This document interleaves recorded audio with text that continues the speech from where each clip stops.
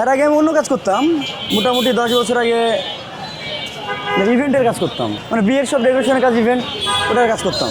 আমাদের এই যে মহাজনের মানে প্রশাসনিক একটু ব্যবসা, চূড়া, ঝুড়ি, বুকেট, এগুলাই আমাদের ব্যবসা একটু বেশি।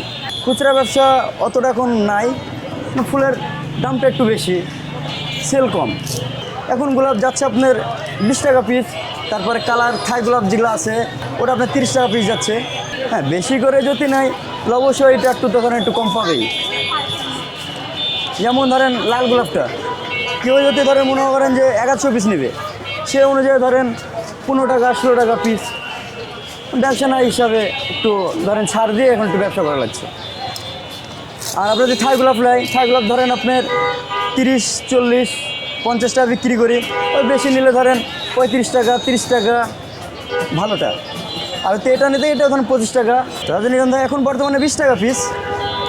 না, এদের মধ্যে অতটা ব্যবসা নাই। রোজার তো ওটা আমাদের মহাজন আছে, আমাদের মহাজন, হ্যাঁ আমাদের মহাজন আছে। আমাদের মহাজন ধরেন ফোনে অর্ডার দেয়, ফুল ফোনে দেখে দিয়ে মনে করেন যে ফুলটা এখন অর্ডার দিলে ফুলটা চলে আসে আর কি। আমাদের ফুল সব যশোর থেকে আসে, যশোর, চুয়াডাঙ্গা, ঢাকা, বিভিন্ন জায়গা থেকে ফুল আসে আর কি।